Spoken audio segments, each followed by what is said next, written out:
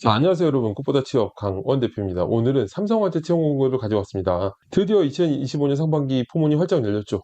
삼성들이 이제 공채를 시작했습니다. 2024년이 너무 힘든 시기였어요. 그래서 올해도 쉽지 않을 것 같기 때문에 그 이유가 뭐고 대응 방안이 뭔지는 제가 위에 영상 링크드리니까 꼭 보시면 좋을 것 같고요. 여러분들이 상담해 오시면 직무 설정, 방향성 설정, 그리고 스펙으로 어느 정도 기억할 수 있는지, 내 자소서 상태가 지금 얼마나 형편없는지, 눈에 띄는 자소서의 비밀 이제 아실 수 있게 될 거고요. 제가 쓴 자소서 보여드릴 테니까 인사이트가 확 생기겠죠. 여러분들의 구독과 좋아요가 저한테 큰 힘이 되니까 꼭 구독, 좋아요 부탁드릴게요. 삼성화재 어떤 기업이냐? 1952년에 설립됐어요. 화재보험, 회상보험, 자동차보험, 상해보험, 배상책임보험, 장기손해보험 등 천여 종의 상품을 취급합니다. 1993년 현재 사명인 삼성화재보험으로 사명을 변경했습니다. 삼성은 보험사들이 다 진짜 메모드급이기 때문에 정말 좋은 기회고 보험 쪽을 노린 친구들한테는 직무가 영업관리, 손해사정, 디지털 서비스 기획운영, IT 서비스 기획운영, 상품 개발 계리, 자산운영 쪽으로 모집이 되니까 꼭 놓치지 말고 나한테 맞는 직무로 넣으시면 좋을 것 같고요. 영업관리가 튀어가 제일 많겠죠. 그리고 근무 지역이 아무래도 지역에 연고지가 있는 학생들이 취업이 훨씬 유리해요. 그래서 그런 부분도 고려해서 고민하시면 좋을 것 같습니다. 자, 여러분 자소서 항목은 일단 공통이 세 가지예요.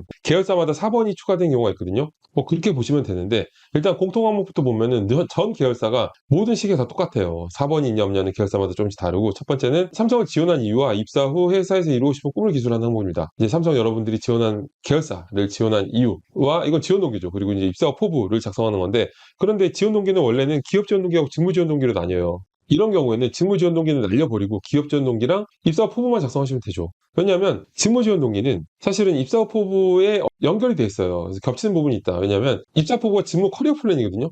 내가 이런 직무 커리어 플랜이 있기 때문에 이런 직무에 지원하는 동기가 있는 거잖아요. 겹치는 부분이 있기 때문에 기업 지원 동기 한 3문장 정도 하고 입사 포부 이렇게 작성하시면 정말 좋은데, 기업 지원 동기는 지원자로서 프라이드를 가질 만한 부분을 진정성 있게 나타내면 돼요. 이거를 비롱무실하게 협력을 중시하고 뭐 이제 상생을 하는 기업 이렇게 적으면 안 되죠. ESG 이런 것도 안 좋아요. 왜냐면은 그러면 ESG 때문에 가고 싶다고 하는 거면은 뭐 이런 식의 형태면은 ESG 하는 기업 다 가고 싶은 거잖아요. 여기 안 가도 되잖아요. 그렇죠? 예를 들어서 나는 빨간 옷을 입은 여자가 좋아라고 이제 어떤 여자한테 고백을 해. 그러면 어때요? 그럼 그 여자가 좋아하겠어요? 나는 ESG 하는 회사 가고 싶어요. 그럼 그 회사 좋아하겠어요? 여러분들이 지원한 회사만의 어떤 프라이드를 가질 만한 부분을 작성하시면 되는데, 지원 동기 작성에 대한 명확한 방법은 제가 위에 영상 링크 드리니까 꼭 보시면 좋을 것 같고요. 아무래도 그 회사의 성장이나 도전, 비전 뭐 이런 것들에 초점을 맞춰야 되겠죠. 그리고 입사 포부는 일단 세 가지 단계로 작성하시면 돼요. 첫 번째는 딱 명확하게 두 가지씩으로 정의를 내려주는 거예요. 직관적으로 채용 남자 판단할 수 있게끔. 자, 어디 안에서 이런 담당자가 되고 싶습니다. 영업관리 전문가가 되고 싶습니다. 뭐 이렇게 가는 거죠. 이런 명확한 프레임을 워딩으로 입혀주고, 그 다음에 입사 후 커리어 플랜을 한 세 문장 적는 거예요. 입사 후 커리어 플랜을 뭐 선배님 말씀 잘 듣고 열정 다하고 이런 걸 적는 게 아니라 구체적으로 그 직무에 대한 나의 어떤 전문성이 어필되게끔, 예를 들어서 영업관리 직무라고 하면은 고객과의 긴밀한 소통을 바탕으로 뭐 소구 포인트를 도출하고 어떤 맞춤형 프로모션을 통해서 어쩌고저쩌고 이렇게 적는 거죠. 그리고 이건 2단계로 적어야 돼요.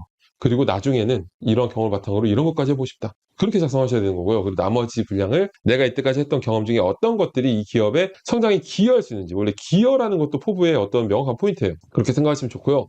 자, 두 번째, 본인의 성장 과정을 간략히 기술하되 현재 자신에게 가장 큰 영향을 끼친 사건, 인물 등을 포함해서 기술하는 방법인데, 사실 이건 성장 과정이죠. 성장 과정에 대해서 오해하는 친구들이 있는데, 일단 성장 과정을 설명드리면 성장 과정이 가치관 같은 거로 생각하시면 되거든요. 그래서 뭐 어떤 직무적인 포인트를 맞추라는 게 아니에요, 사실 이거는. 그래서 여러분들 어때요? 성장 과정 항목이 있는 회사들 보면 다 대기업들이야.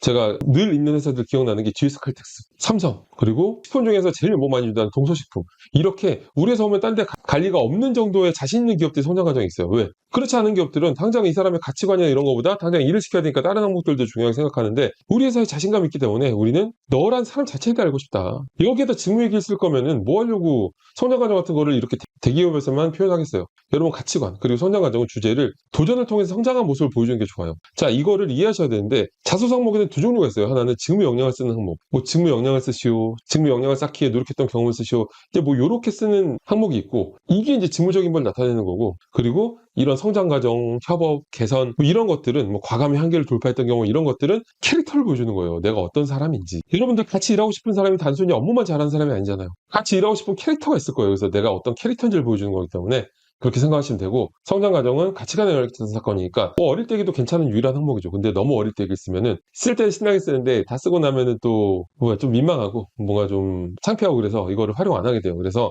적당한 시기로 쓰는 게 좋아요. 그리고 그렇다고 너무 직무 얘기, 내가 했던 마케팅 프로젝트 소개 이런 게 아니죠. 그렇게 쓰면 완전 동문서답하는 거죠. 뭐 이렇게 써도 저렇게 써도 합격하는 친구들 있겠죠. 왜냐면 자소서만 갖고 합격하는 거 아니니까. 그런데 자소서만 가지고 줄을 매기면은 이 방향이 제일 맞고요. 저희 학생들 같은 경우에는 제가 이제 컨설팅하면서 마스 자소서를 만드는데 마스 자소서의 성장 과정하고 힘들었던 경험이 있어요. 이 두 개를 각각 구분해서 넣으면 정확히 맞긴 하겠죠. 그런데 또 그렇게 하면 좀 밋밋한 것 같아서 저는 협의의 성장의 느낌으로 성장 과정이나 힘들었던 경험 중에 하나를 넣고, 그리고 수제목을 구분해서 뭐 협업했던 경험을 느껴요. 왜냐하면 이게 협의의 성장, 이게 광의의 성장인 거죠.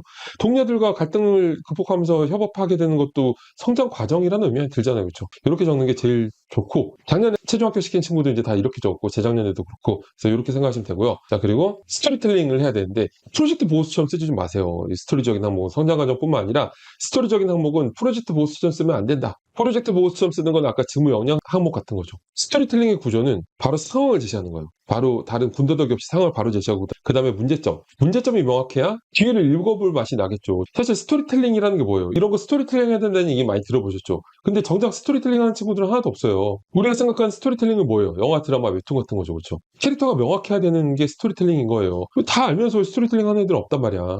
영화, 드라마, 웹툰에서 어때요? 우리가 언제 이걸 끝까지 보고 싶어져요? 저도 요즘 웹툰 보면서 쿠키를 진짜 많이 굽거든요. 제가 제빵사도 아니고 굉장히 많이 굽는데, 주인공이 어떤 시련이나 문제에 처했을 때 그때 궁금해서 막 미친 듯이 미리 보기를 해요. 자, 어때요? 그래서 여러분들 자소서 스토리텔링 항목도 문제점을 명확하고 임팩트 있게 작성해야 돼요. 그리고 애초에 문제점을 별로 안 적어놨다고 생각하면은 뒤에 내가 아무리 열심히 노력한 게 있어도 그거 어쩌라고가 되죠. 왜 저런 걸 왜 했는데?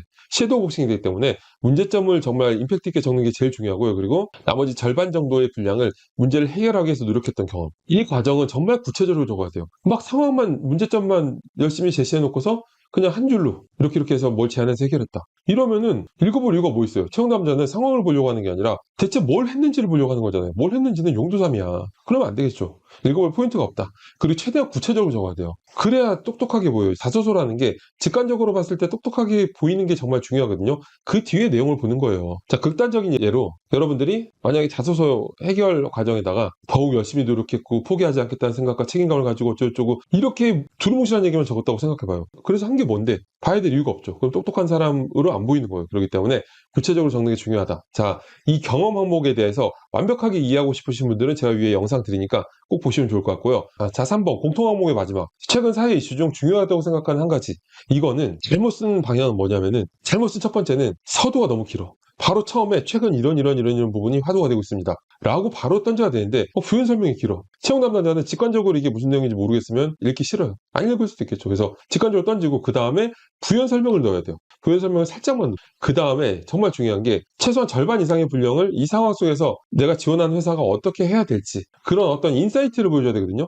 근데 그 상황에 대한 어떤 현상 분석만 마치 기사 긁고 오듯이 갖고 와. 그러면 뽑아줘야 될 이유가 없죠. 여러분들의 인사이트를 보고 싶은 거지 어떤 이슈에 대한 설명을 그런 걸 보고 싶은 게 아니겠죠. 당연하겠죠. 그렇기 때문에 절반 이상의 분량을 여러분들의 인사이트를, 대체 이 상황에서 어떻게 대응해야 되는지 이런 구조로 쓰시면은 주제 선정만 잘 하시면 나머지는 레포트 쓰듯이 잘 적을 수 있을 것 같고요. 마지막 항목, 지원 직무와 관련된 경험 및 본인의 강점을 구체적으로 서술하는 건데, 이게 사실은 뭐 직무 전문성을 써도 되고 스토리적인 걸 써도 되는데 이번 항목에 우리가 스토리적인 걸 쫙 풀었잖아요. 그래서 삼성이 4번 항목을 이렇게 만드는 거예요. 삼성 계열사들이 4번 항목을 꼭 다 보면은 이번에 본 것 중에 건설 빼고는 건설은 협업 경험을 넣었는데 나머지는 다 전문성 얘기를 넣었어요. 여기다가는 우린 전문성을 어필한 게 맞습니다. 구조상 원래는 다 넣어도 되지만 구조상 전문성 넣는 게 제일 좋고, 그러면 지원 직무하고 직접적으로 관련 있는 경험을 통해서 나의 전문성을 어필하는 건데, 직접적으로 관련 있는 경험이 뭐가 있을까요? 중고 신입 인턴 경험, 뭐 그런 업무 경험이죠. 그리고 관련 프로젝트, 관련 대외 활동, 뭐 관련 자격증, 교육 수료 뭐 등등이 있는데, 아무래도 금융권이니까 저는 두 가지 정도가 좋을 것 같아요. 관련 업무 경험. 그러니까 내가 영업관리 직무면 영업관리 업무 경험도 괜찮아요. 보험업이면 더 좋겠지만 아니면 어쩔 수 없고, 그렇죠. 그거 외에 뭐 금융 관련된 내가 역량을 쌓기 노력했던 거라든지 아니면 협상력, 아니면 데이터 역량, 이런 것들을 어필하면 좋겠죠. 자, 여러분 오늘 삼성화재 채용을 봤는데 쉽지 않은 시즌이겠지만 여러분들이 열심히 지원하셔서 꼭 좋은 기업에, 삼성화재도 마찬가지고 좋은 기회를 얻을 수 있으면 좋겠습니다. 저는 오늘 이걸로 마치겠습니다. 감사합니다.